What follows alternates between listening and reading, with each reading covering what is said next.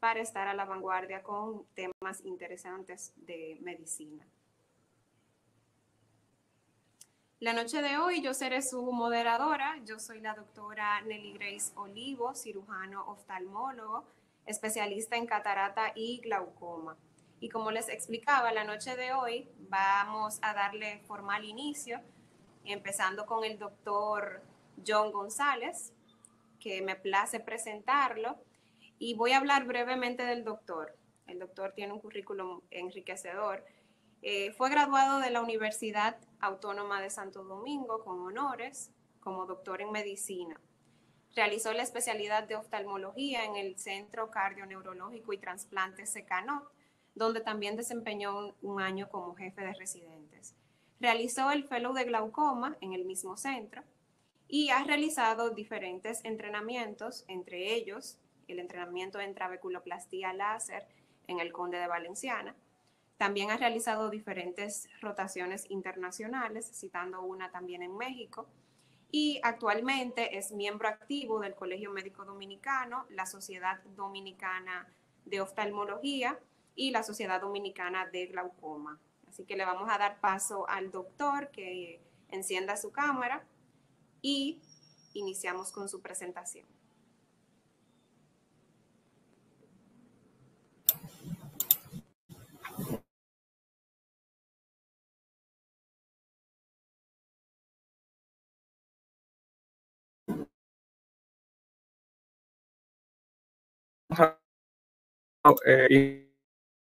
Importante, los que realizamos glaucoma, siempre nos toca enfrentarnos a esa enfermedad tan devastadora y donde los pacientes tienen grandes expectativas y nosotros somos quienes nos encargamos de resolver todo eso, de enfrentarnos a esa gran enfermedad.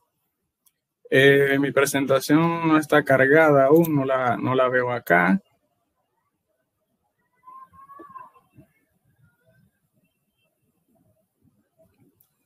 Acá la tenemos. Iniciamos. Muy bien. Hemos llamado a esta presentación Glaucoma Avanzado, lo que no me dijo el libro.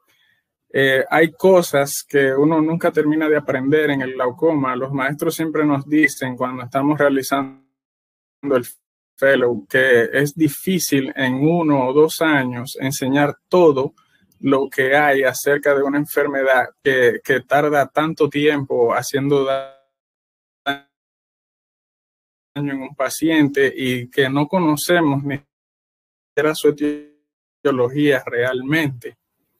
En la noche de hoy, las generalidades y de las cosas que nos dice el libro, lista de glaucoma y cómo éste se enfrenta a la bestia. Y lo que no me dijo el libro finalmente. Iniciamos con las generalidades.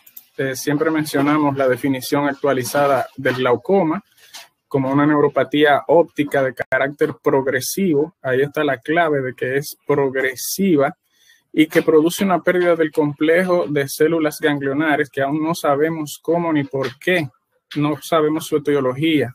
Esto, lo que sí sabemos es que produce una pérdida del campo visual en un patrón característico y donde la presión intraocular ya no es parte de la definición, sino que es un factor de riesgo muy importante, ya que es el único que podemos modificar y que finalmente la enfermedad provoca una ceguera irreversible.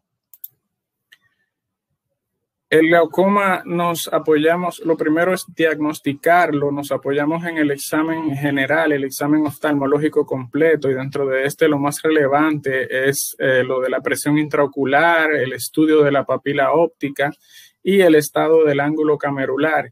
Los estudios complementarios que usualmente requerimos para fundamentar el diagnóstico es el campo visual, en sus diferentes estrategias, 24-2, 10-2, 30-2, y la tomografía de coherencia óptica, el OCT, que enfocada en el complejo de células ganglionares y en la papila, en la cabeza del nervio óptico. La paquimetría nos da información importante porque por sí sola una paquimetría baja es un factor de riesgo para la progresión del glaucoma y todavía seguimos utilizándola un poco para corregir los valores de la presión intraocular. ¿Qué es lo que nos dice el libro? Pues bien, en un resumen así muy rápido, nos enseña a diagnosticar. Es el primer paso es diagnosticar bien el glaucoma, ya que hay muchos errores diagnósticos y hay estudios que nos muestran que el 50% de los pacientes que han sido diagnosticados, pues realmente están mal diagnosticados, no tienen glaucoma. Y hay un 50% de los pacientes que sí tienen la enfermedad, pero que aún no lo saben.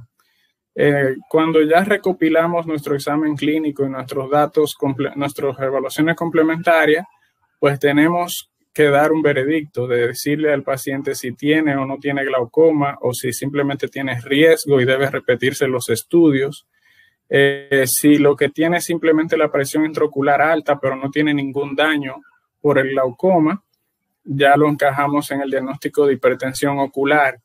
O si definitivamente el paciente tiene glaucoma y que nosotros tenemos que estar bien seguros antes de darle ese diagnóstico, porque es un diagnóstico que va acompañado de una carga social, de muchas emociones para el paciente, sobre todo ansiedad y depresión. Luego de diagnosticar, tenemos que clasificar primario si no conocemos la causa, y secundario si ya vemos algo que es lo que ha llevado al paciente a tener esa condición, ya sea un neovascular, un trauma, entre otros. Entonces, los tratamientos que debemos elegir versus la observación, en el primer caso donde le decimos al paciente que los datos no son congruentes con glaucoma, pues simplemente observamos y repetimos estudios de ser necesario. Pero si ya tenemos uno de los diagnósticos, hipertensión ocular o glaucoma, tenemos que elegir entre las herramientas que hoy en día contamos, el láser, los fármacos o la cirugía, que puede ser invasiva o mínimamente invasiva. Luego de empezar el tratamiento hay que vigilar al paciente. El glaucoma no se acaba cuando se diagnostica y se le pone el tratamiento. El seguimiento es lo más importante porque es una enfermedad crónica. Tenemos que valorar la respuesta al tratamiento de acuerdo al algoritmo de manejo que nosotros hayamos elegido, porque hay muchos algoritmos, casi todos coinciden en lo mismo. Actualmente se inicia láser, luego fármacos, luego cirugía o combinación de todos. Todo va a depender del estadio o de la fase en que encontremos al paciente. Y valorar la progresión, porque nuestro objetivo al final del día es evitar que esta enfermedad progrese, ya que no podemos curarla. Y ya estamos listos, aprendimos todo, vamos a luchar contra el glaucoma. Y el glaucoma, que tiene miles de años, nos está esperando allá afuera con mucha sorpresa. En este capítulo ahora describimos al especialista en glaucoma. Cuando uno está así, recién salido, nuevecito, tiene muchas expectativas. Ya aprendí tanto del glaucoma, cómo voy a luchar contra la ceguera por el glaucoma. Los pacientes que esperamos que lleguen a etapa temprana de la enfermedad, que sean capaces de entender lo delicado de esta, que acudan a sus citas y que se realicen las pruebas que nosotros le ordenamos, y que sobre todo sean apegados al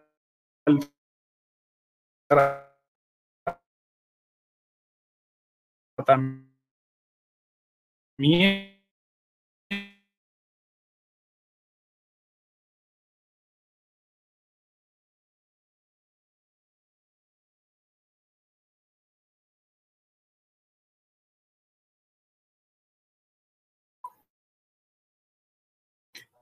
Porque acuden o porque son referidos muy tarde, a veces con agudezas visuales peor al 20/200, ceguera legal, a veces con visión en un solo ojo y con riesgo de ceguera inminente. No entienden bien su enfermedad la mayoría de las veces y vienen cargados de mitos y leyendas que han recopilado a la larga de su vida en su pueblo, en su barrio, en su sector, sus amigos, de que el glaucoma no se opera, de que un expresidente ya hace más de 30, 40 años quedó ciego y que si esa persona quedó ciega, pues ellos también se van a quedar ciegos. De la historia de un amigo que veía y de que después de que lo operaron fue que se quedó ciego. Y algunos pacientes que simplemente dicen, doctor, póngale más aumento a mi lente, que con eso yo voy a poder seguir viendo.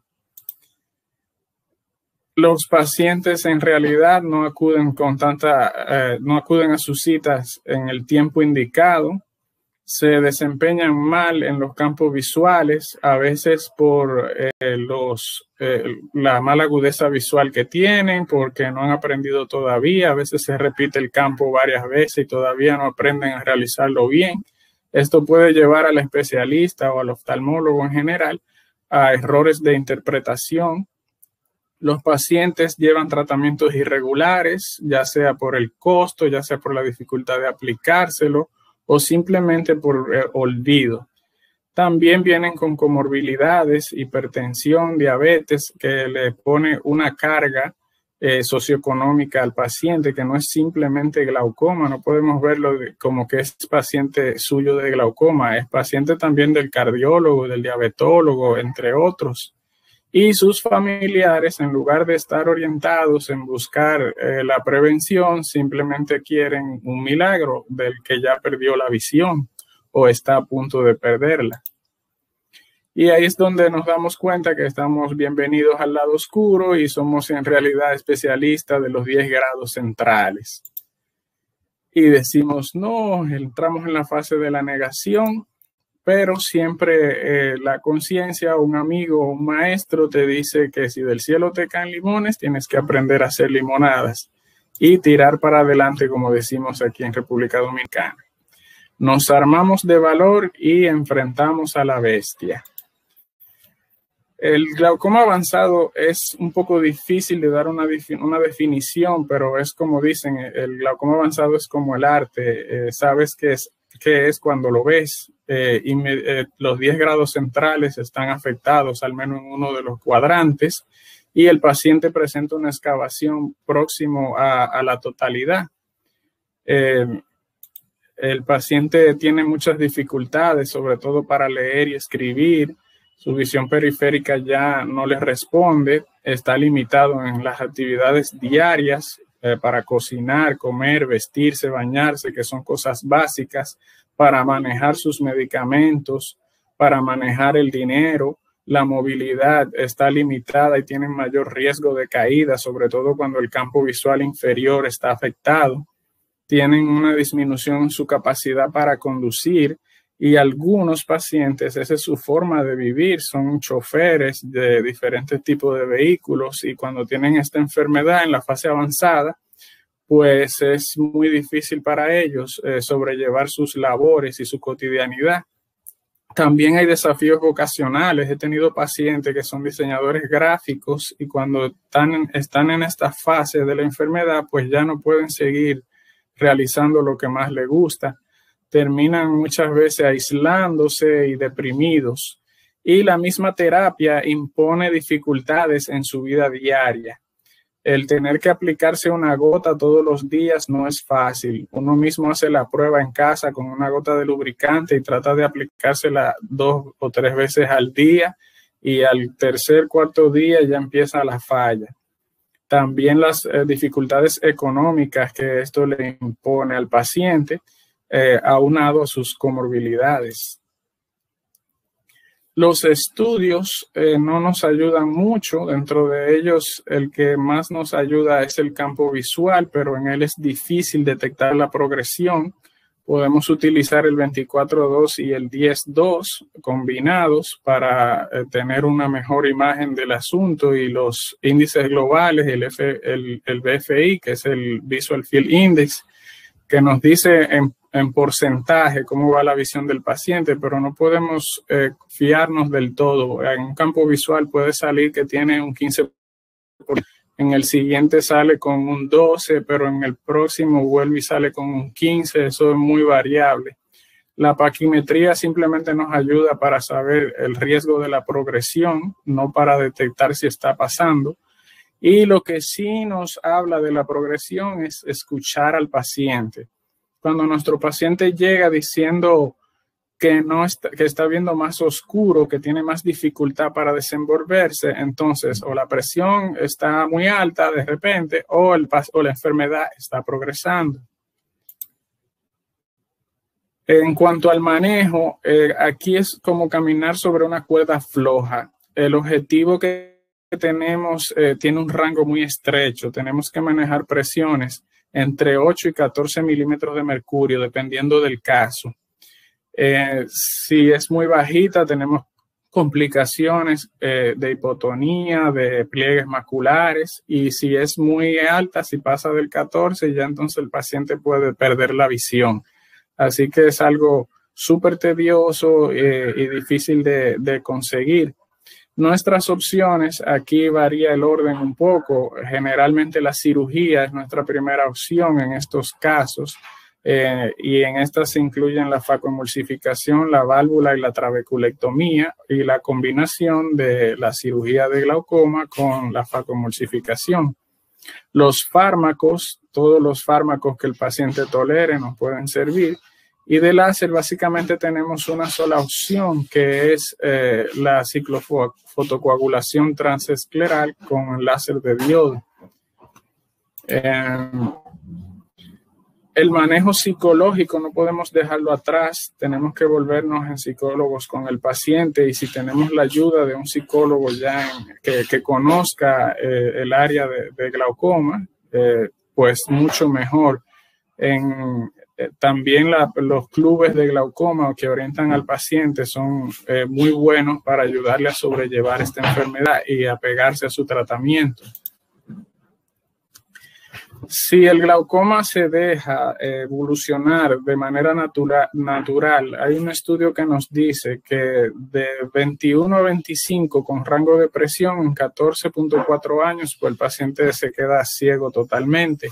Si las presiones que maneja inicialmente son de 25 a 30, en 6.5 años, pero si pasan los 30 milímetros de mercurio, ya a los 3 años es probable que el paciente esté ciego.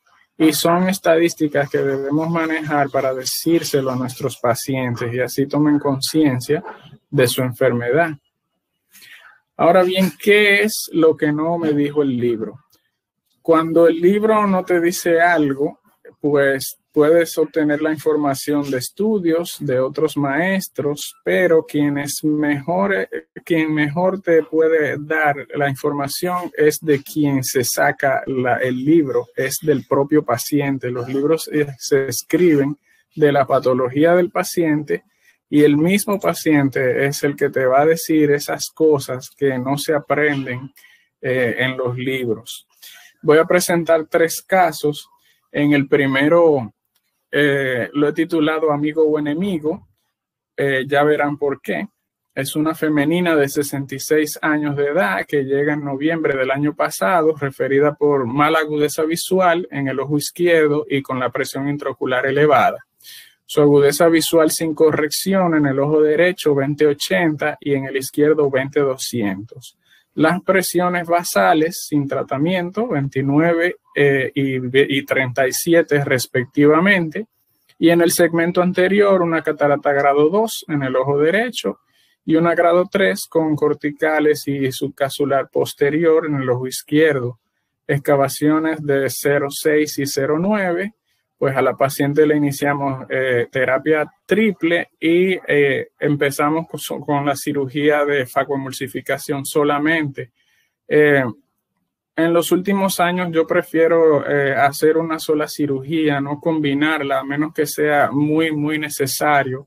El éxito de la cirugía he notado que es mucho mejor si uno empieza, si se puede empezar con la faco primero y ya dejar como opción las otras cirugías de glaucoma, sobre todo en estos pacientes, que es mucho más peligrosa, más riesgosa.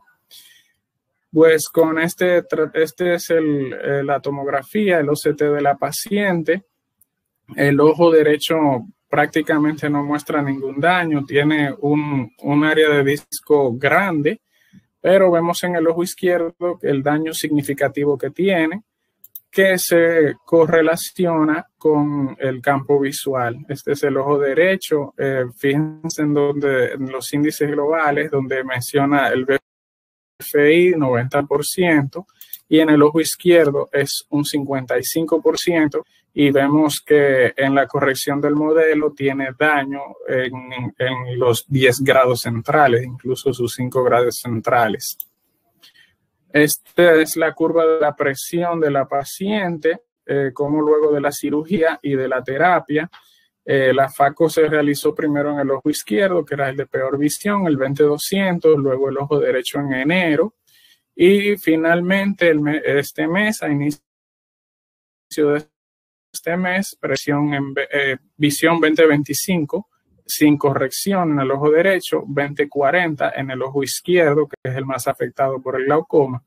Y con la triple terapia mantiene presiones aceptables de 14 milímetros de mercurio. Y ustedes me dirán que parece un final feliz, que dónde está el aprendizaje aquí, qué es lo que no te dijo el libro. ¿Qué pasó? Eso yo lo veo todo de color de rosa. Pues créanme que la paciente no está feliz.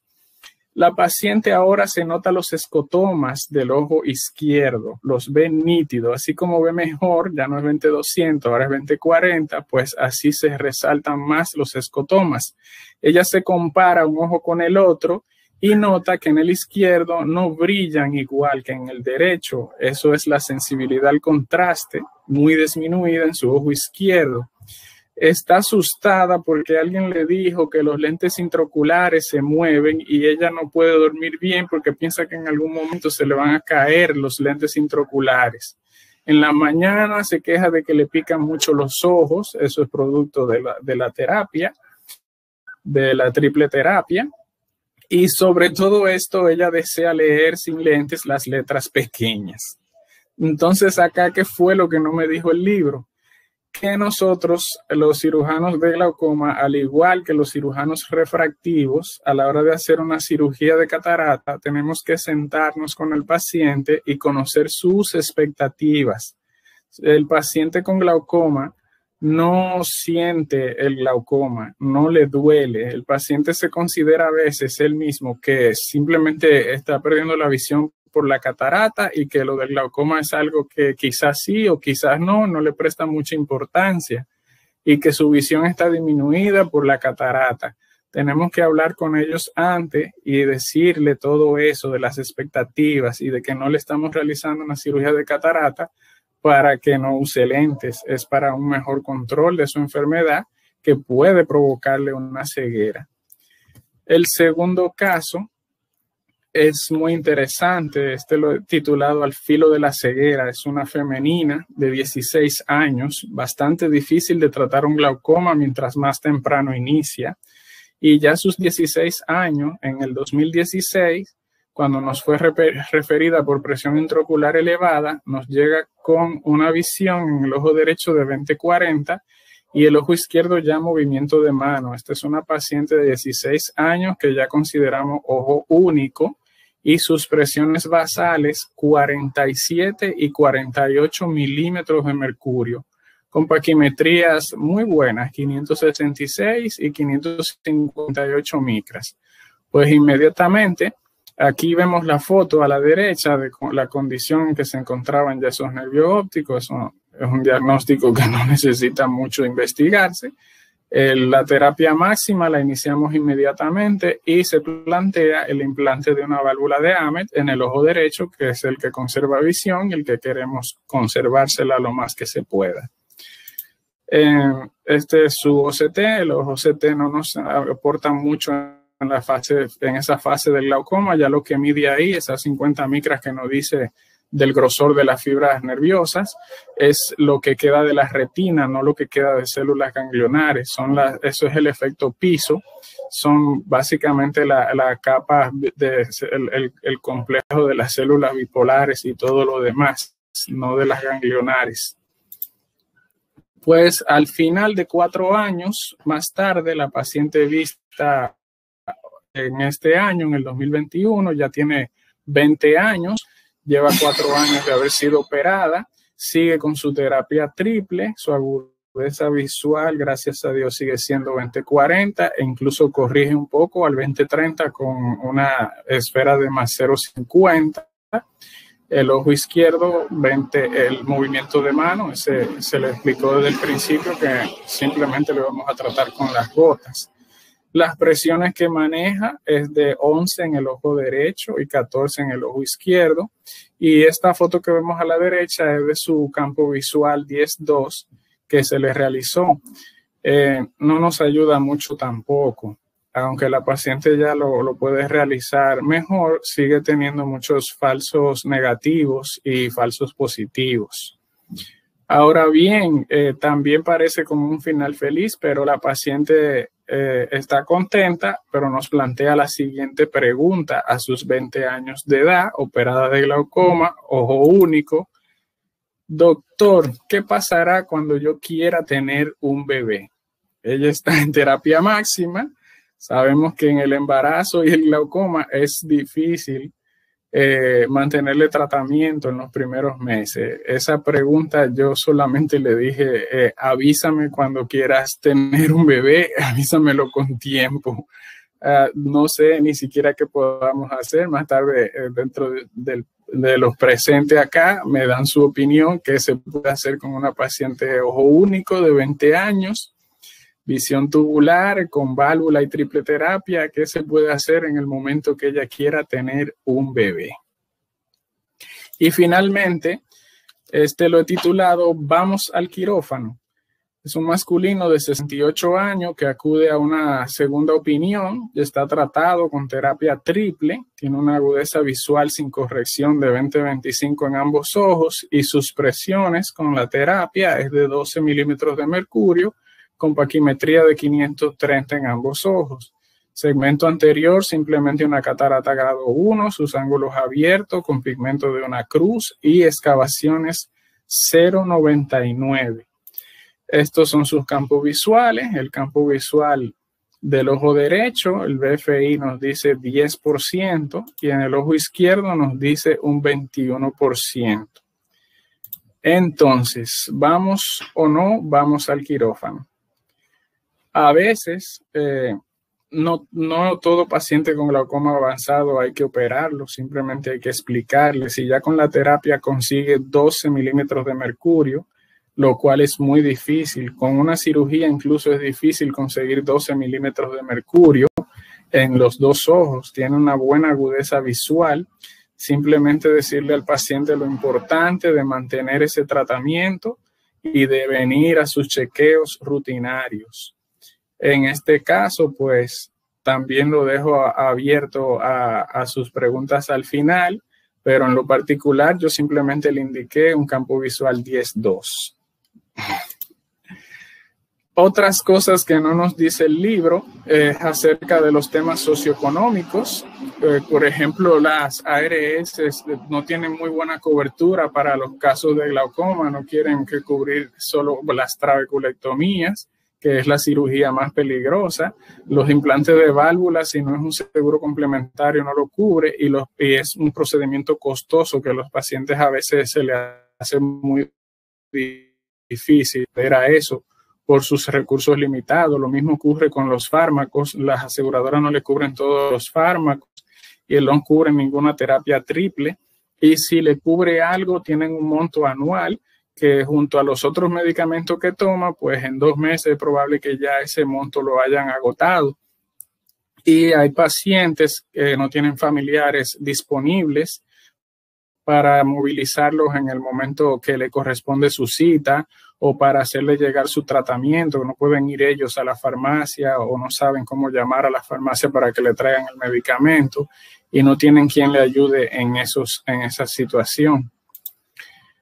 En resumen, el glaucoma avanzado nos plantea retos que van más allá de lo esperado cuando uno inicia en el camino de la especialidad.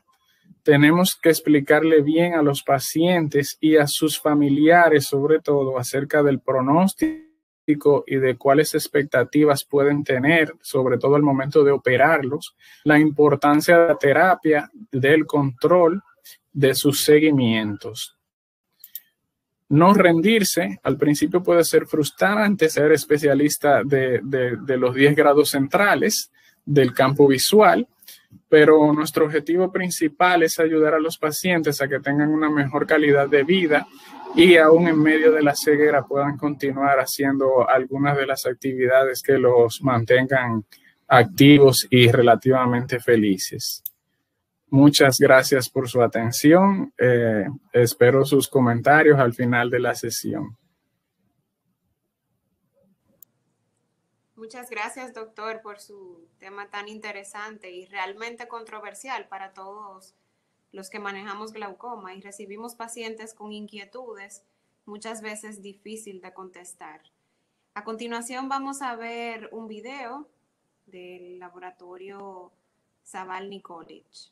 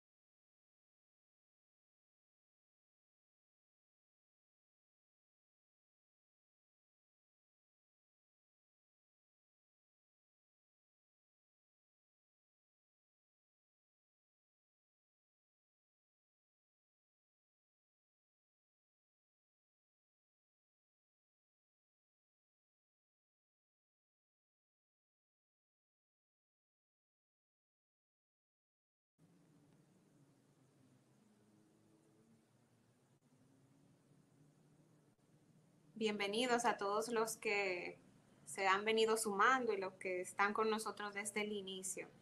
A continuación vamos a darle paso a la doctora Leticia Checo, quien va a conversar con nosotros sobre la terapia alternativa en el manejo de glaucoma.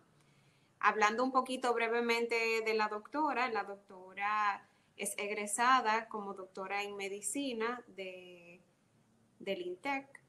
También realizó su especialidad en oftalmología en el Hospital Dr. Elías Santana.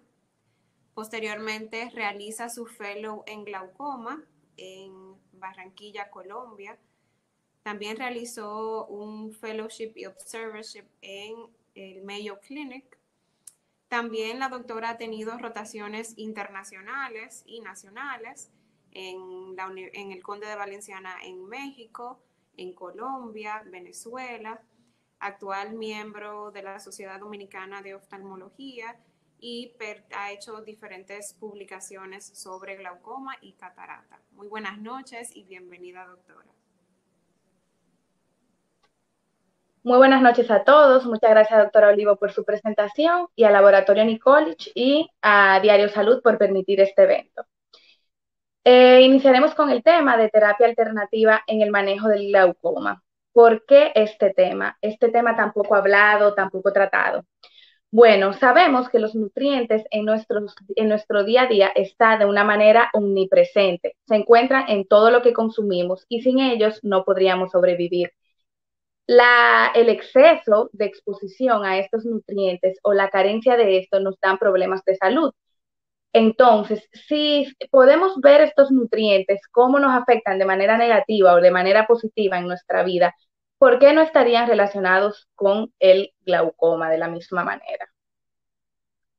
Se estima que para el 2040 aproximadamente 111.8 millones de personas estarán afectados por la enfermedad, siendo los del continente asiático los más afectados.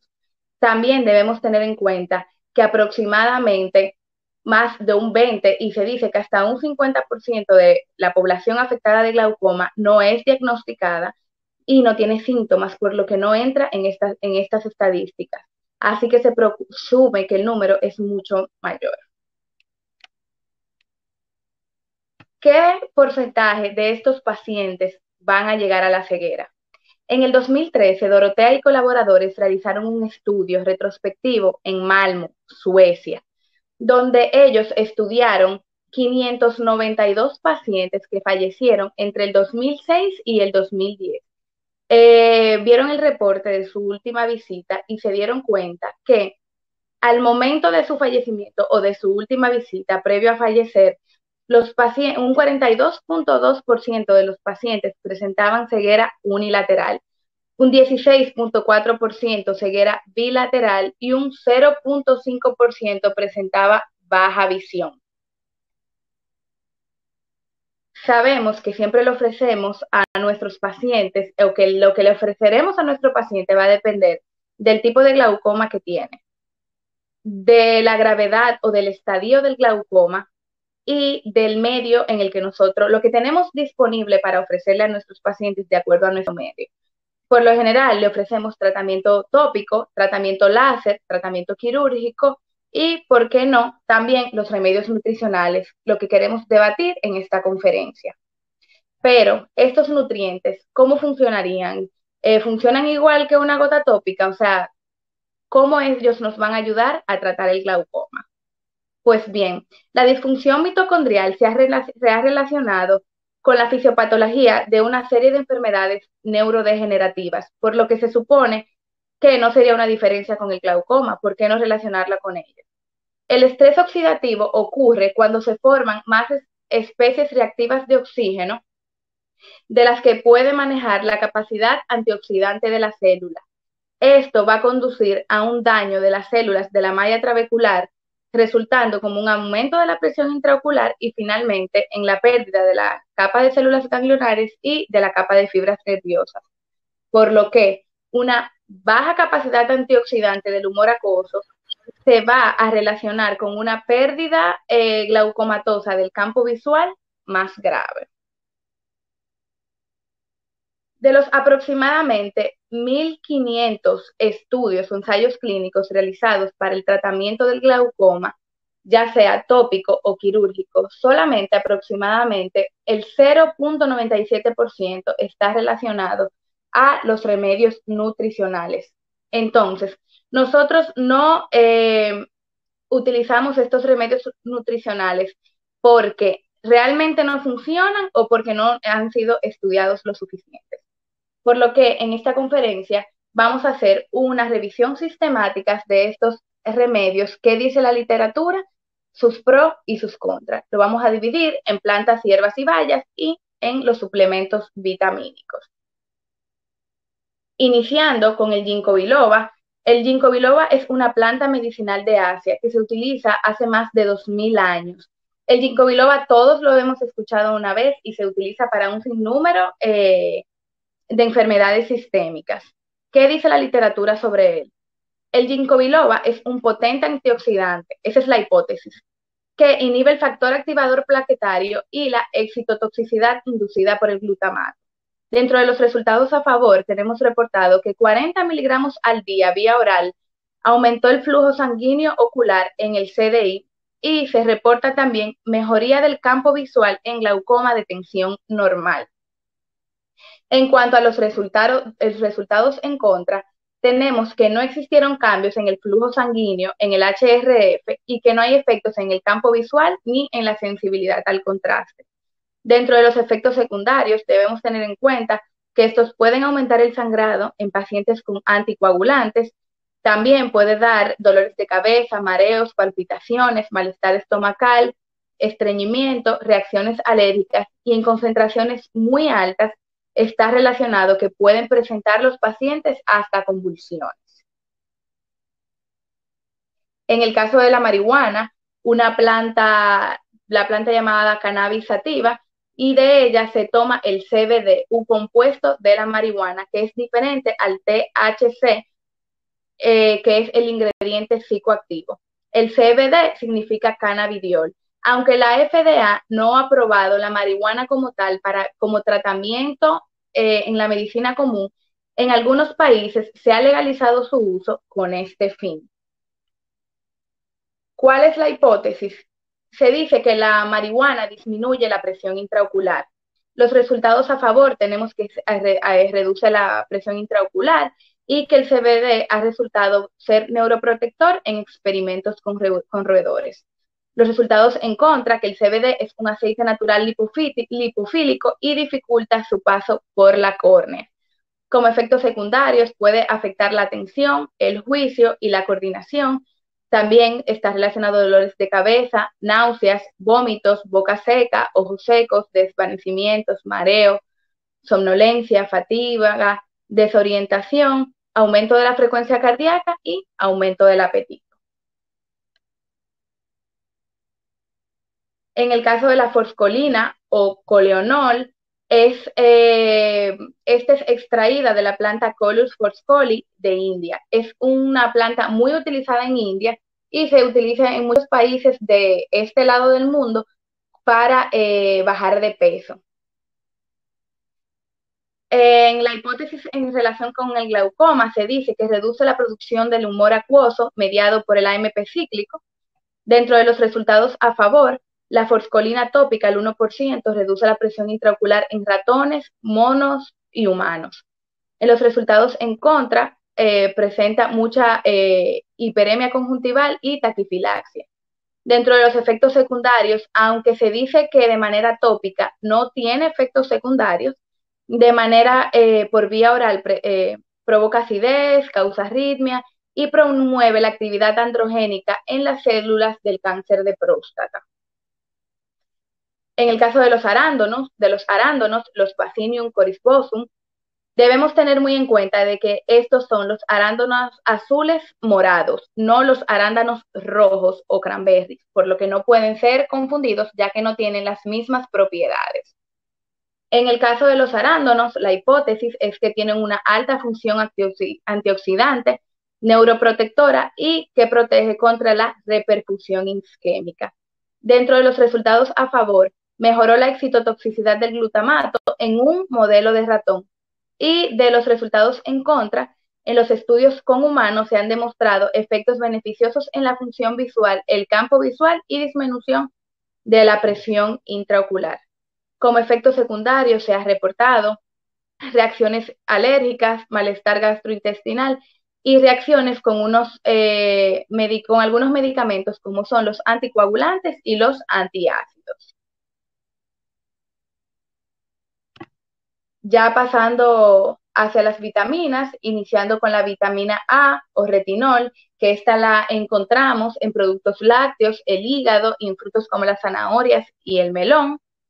La hipótesis es que es un fuerte antioxidante y que probablemente sea un muy buen neuroprotector.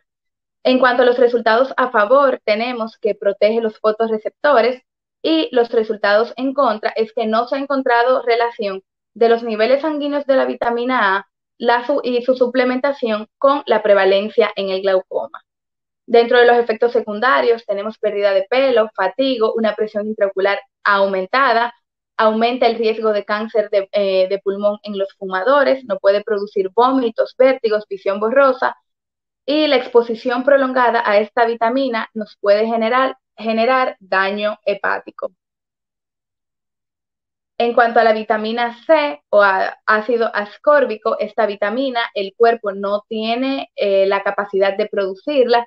Esta siempre se debe ingerir ya sea en la dieta o como suplemento oral y lo encontramos en alimentos como son los cítricos, las bayas, las papas, los tomates, el repollo y las coles. Hemos conocido que la vitamina C o el ácido ascórbico es el antioxidante por excelencia y también dentro de la hipótesis se dice que se crea un gradiente osmótico que disminuye la presión intraocular. También se presume que tiene actividad neuroprotectora.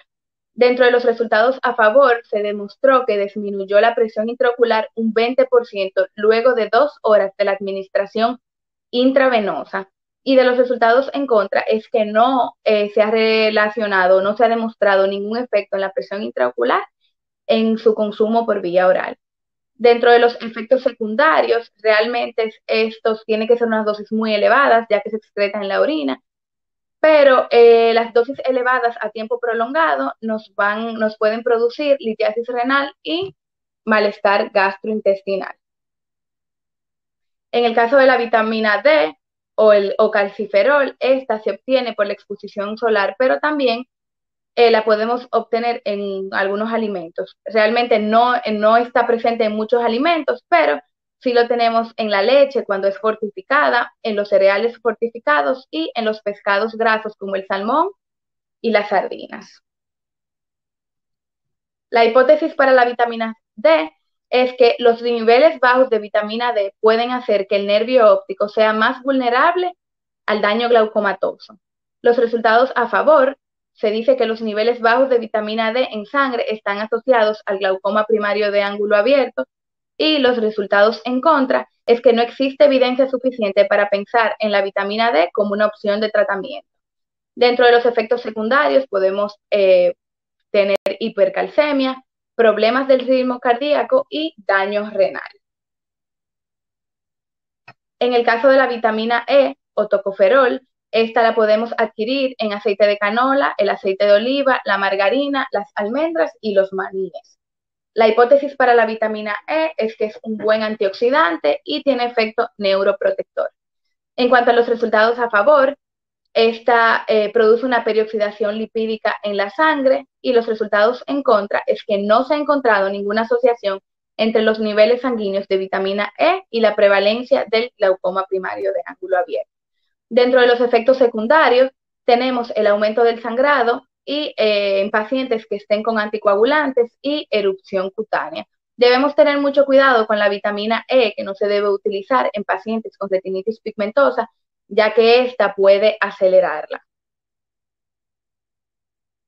Ya pasando a las vitaminas del complejo B, en el caso de la B1 o tiamina, esta la podemos adquirir en las levaduras, las legumbres, la carne de cerdo, el arroz integral y los alimentos fortificados. La hipótesis para la vitamina B es que la disminución de la vitamina B1 aumenta los niveles de cortisol y por consiguiente aumenta la presión intraocular. Dentro de los resultados a favor se han encontrado niveles bajos de tiamina en pacientes con glaucoma, y de los resultados en contra es que no se ha demostrado efecto reductor de la presión intraocular. No tiene efectos secundarios conocidos, aunque rara vez se han reportado erupciones cutáneas luego de su administración.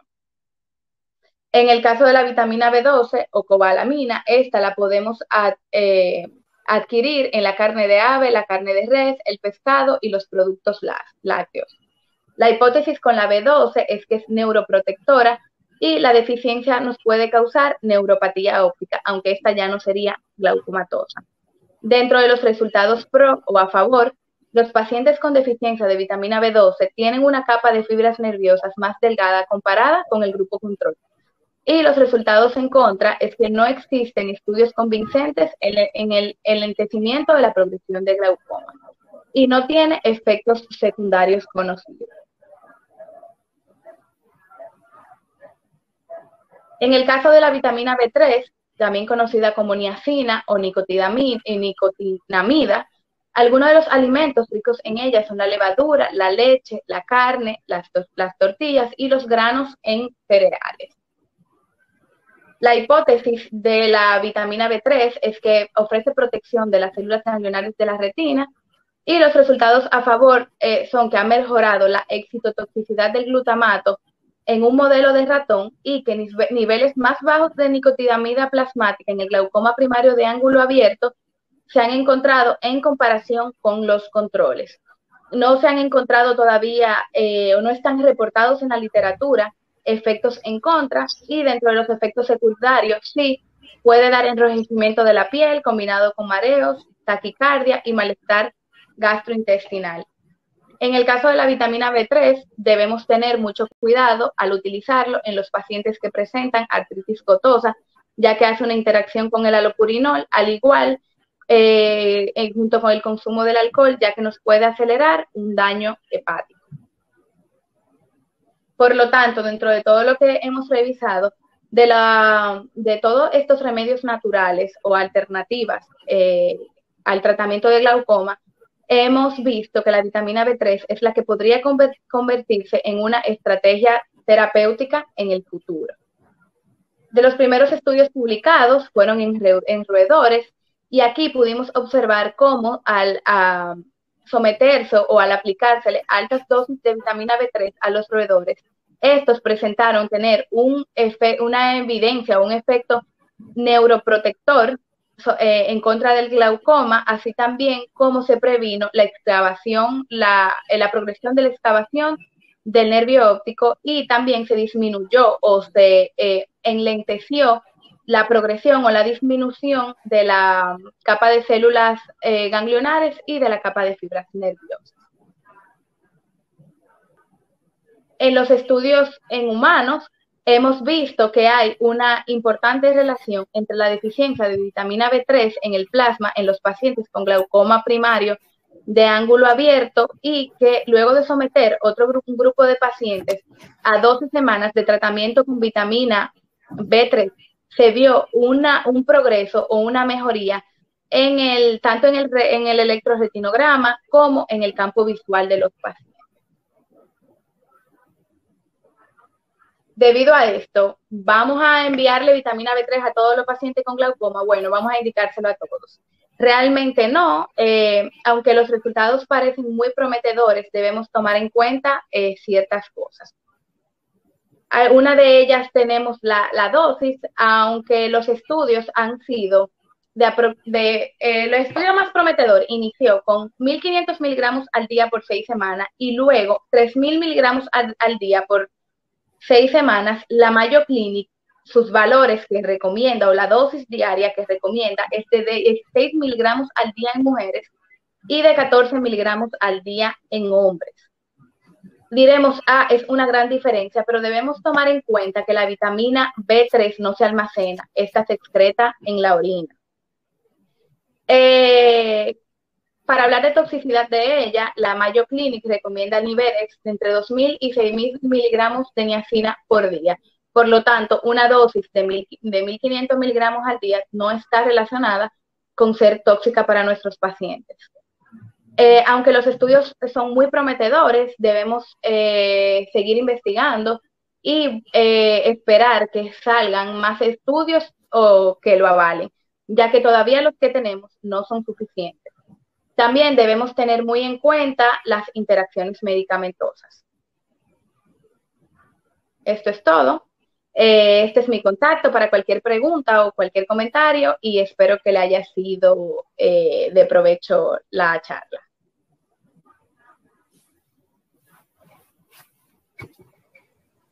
Muchas gracias, doctora, por su presentación, sumamente interesante y enriquecedor, me imagino que para todos.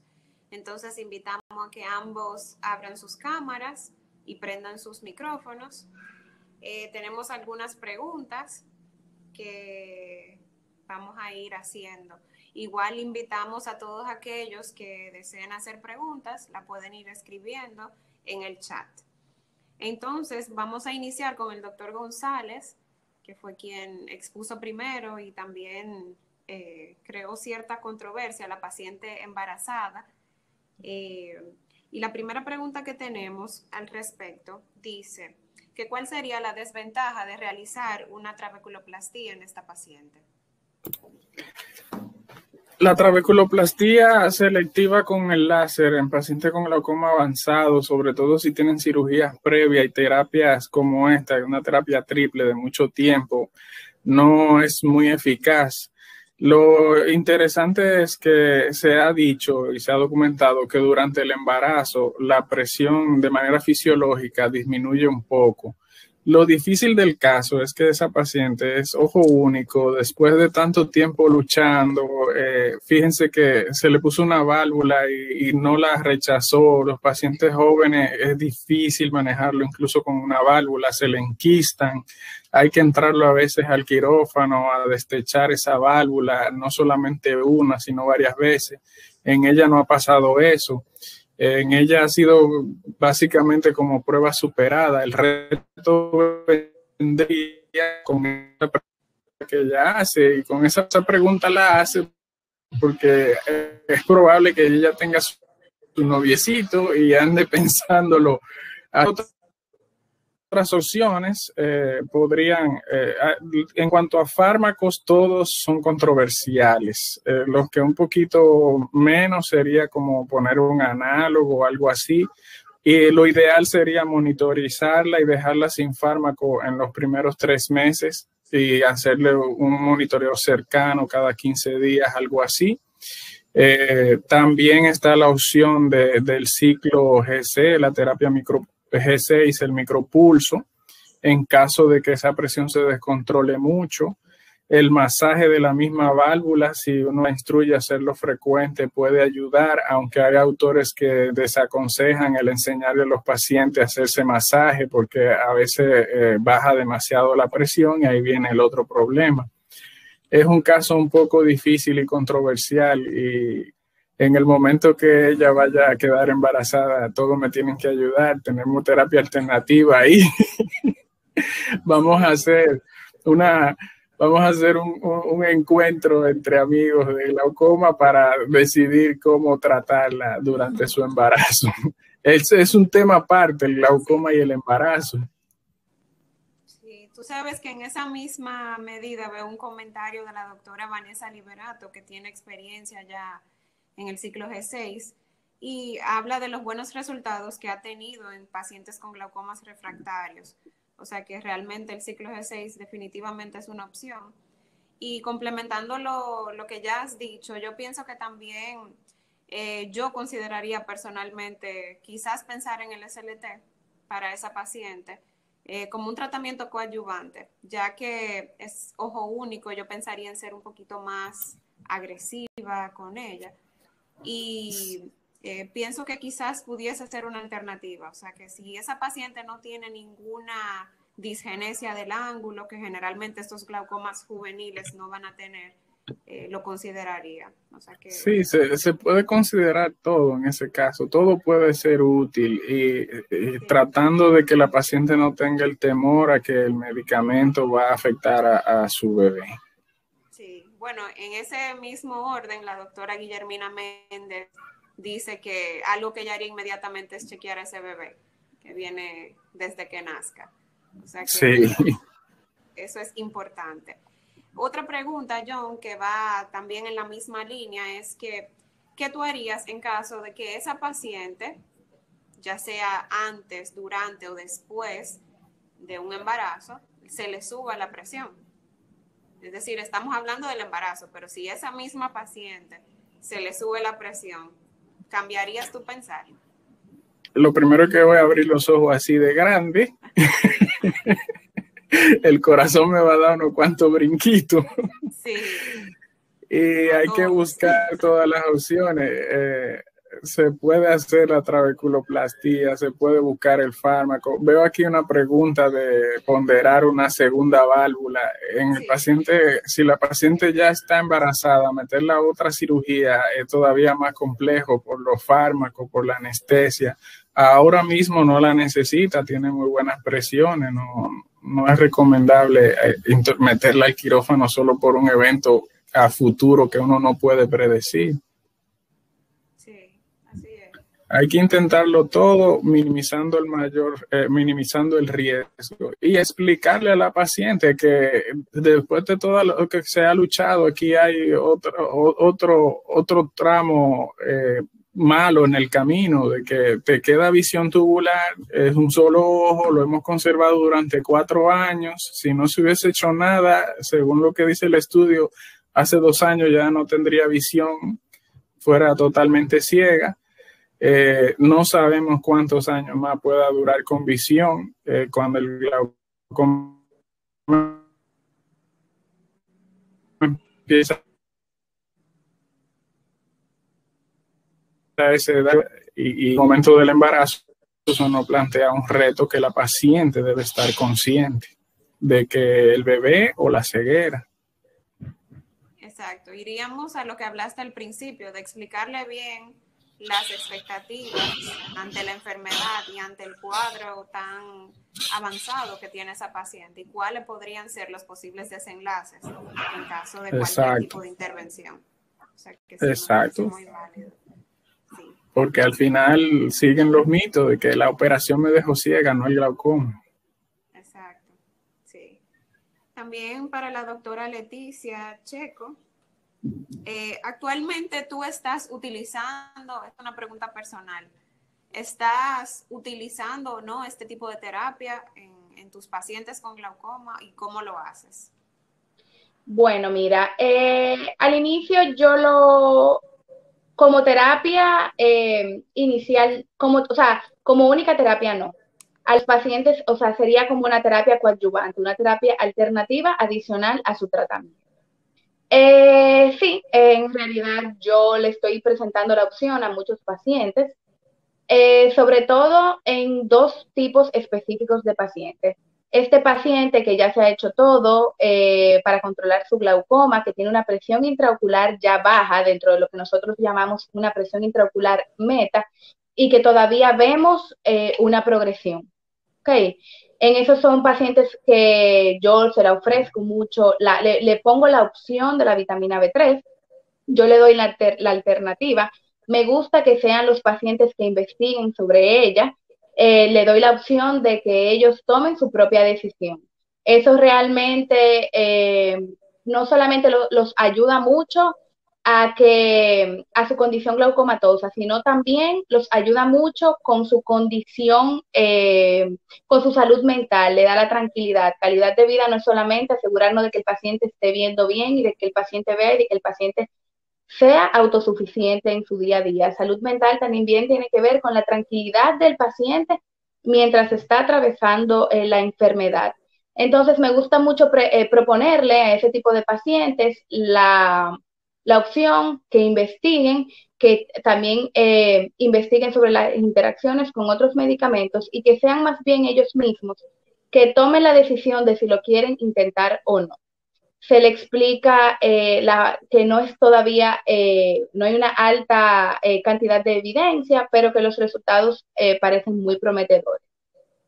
Al otro tipo de pacientes que yo también se lo pongo sobre la mesa o le doy la opción, es al tipo de paciente que es muy saludable, este paciente, o que me llega un paciente muy inteligente, un paciente que investiga mucho, un paciente que me dice, doctora, o sea, a mí me llegó una paciente hace como 3 meses que me dijo, doctora, yo leí esto y esto, y ella me llegó preparada casi igual que yo.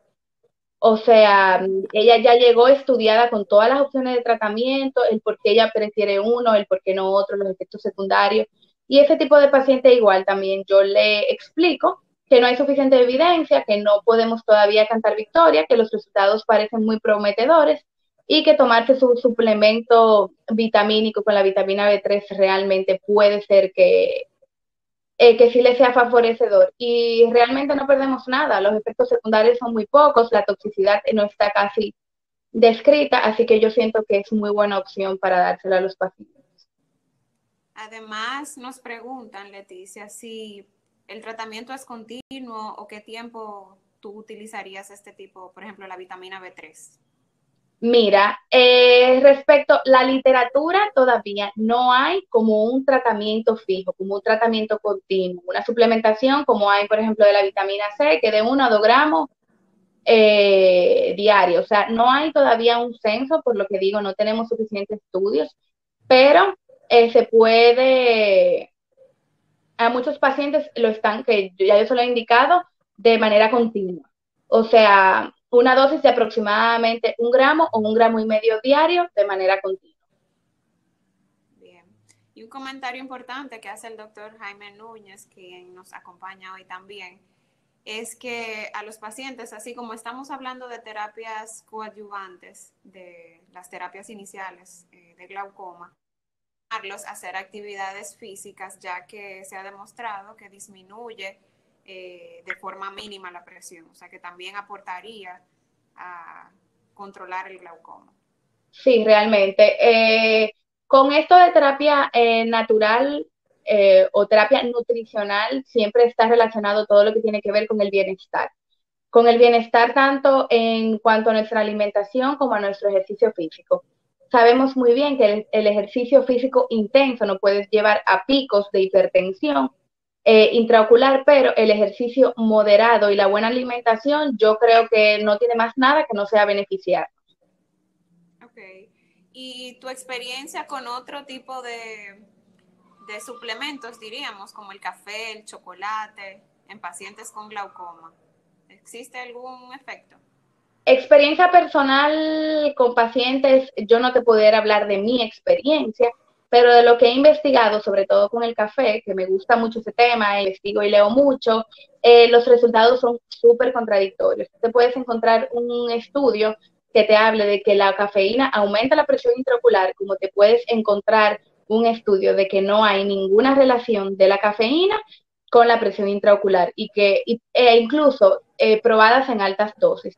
Lo que yo les recomiendo a los pacientes que me hacen esa pregunta es que todo con moderación, de que se puede beber su cafecito, que su cafecito no le va a hacer mal y que hay que disfrutar la vida, todo sin exceso.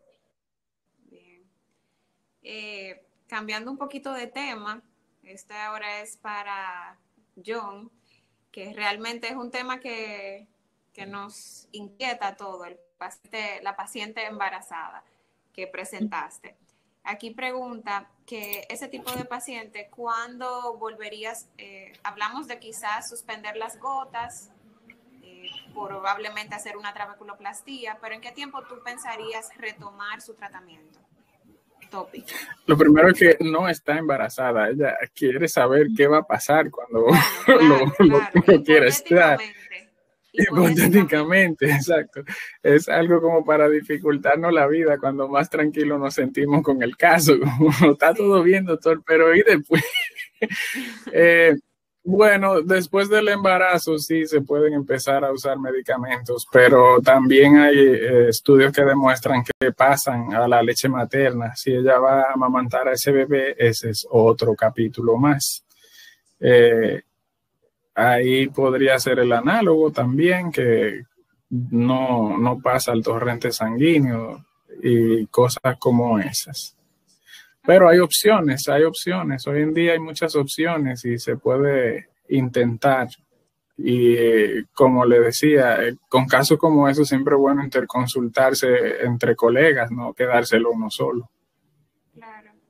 También pregunta, en base a la trabeculoplastía láser, en un paciente normal que decidamos hacer la trabeculoplastía láser, en un paciente, por ejemplo, no con glaucoma primario leve, sino una paciente con hipertensión ocular, ¿en qué momento tú decides iniciar tratamiento en esos pacientes? Y me gustaría también saber la opinión tuya, Leticia. Sí, los nuevos algoritmos de tratamiento nos dicen que si el paciente tiene hipertensión ocular, que por definición tiene el ángulo abierto, y pacientes con glaucomas en fases iniciales con presiones entre 25 y 30, pues debemos iniciar con este tipo de terapias. La tenemos a la disposición, una trabeculoplastía selectiva. En mi experiencia ha sido muy buena. Llegamos a realizar estudios en el Centro Neurooftalmológico, en el CECANOT, así como también en el INCOSEGLA, y los resultados son muy buenos. Sí hemos notado con el tiempo lo que nos dicen los estudios, que al primer año y segundo año este efecto empieza como a ir bajando y desapareciéndose, y podemos repetirlo o agregar un fármaco. En resumen, el algoritmo empieza en el glaucoma de ángulo abierto y la hipertensión ocular con la trabeculoplastía selectiva. Bueno, yo opino muy parecido a lo de John, pero también quisiera agregar de que yo no solamente le doy el chance de láser a glaucoma leve. En realidad, para mí la trabeculoplastía selectiva láser promete mucho. Los resultados que yo he visto tanto en mis pacientes como en pacientes de mis colegas y de mis profesores han sido muy buenos resultados. También tenemos muchos pacientes con una muy buena agudeza visual, con una presión que no está bien controlada, un paciente que no tolera la medicación o pacientes que tienen un gran tiempo medicándose, pero que ya tienen mucha deficiencia de su superficie ocular generada por los medicamentos, y que a estos pacientes se les da el chance de la trabeculoplastía láser. Respecto, sí, existe literatura que dice que lo ideal es de primera línea el paciente que no ha utilizado medicamentos. También la literatura es muy contradictoria porque existen otros estudios que dicen que no hay relación a si el paciente ya tiene o no tratamiento, y que en pacientes medicados la trabeculoplastía láser le es muy favorable, ya sea o porque le disminuye el uso de medicamentos, la cantidad de medicamentos, de gotas, o también porque ayuda a la mejor absorción del medicamento. Y podemos tener un paciente ya sea con láser y con terapia, pero con una presión más baja que si no le hiciéramos el láser. O sea, que para mí la trabeculoplastía se la doy a pacientes ya no solamente leve, sino también leve, moderado, severo, bueno. Ya ahí lo pensamos un poquito, pero dependiendo del caso, individualizándolo cada uno, podemos pensarlo. Y en base a la pregunta que nos hacen, yo pienso que antes de nosotros hacer el láser y decidir ya tener el paciente seleccionado, nos planteamos una presión meta, que si esa presión meta entre el 25 a 30% de la presión basal de ese paciente no es lograda con el láser, definitivamente tenemos que proteger ese nervio y ponerle su tratamiento tópico. O sea que si no se cumple ya el tratamiento, obviamente hay pacientes que uno puede hacer retoque en cierto tiempo, pero si vemos que hay progresión, que la presión sigue subiendo, definitivamente hay que iniciarle su terapia. Entonces, ya para terminar y concluir la noche, agradecerles a todos los que nos han acompañado y han estado desde el inicio con nosotros, agradecer a nuestros expositores por excelentes charlas y sumamente enriquecedor para todos nosotros, en especial al laboratorio Zaval Nikolic por la invitación y poder hacer posible este encuentro, y recordar que esto fue de la mano también de Diario Salud. Esta conferencia fue grabada, ya pasada 24 horas de esta noche, van a estar recibiendo en sus correos el enlace para que puedan verla nuevamente o compartirla. O sea que nada, muchas gracias y buenas noches a todos. Muy buenas noches para todos. Bye bye. Gracias por acompañarnos.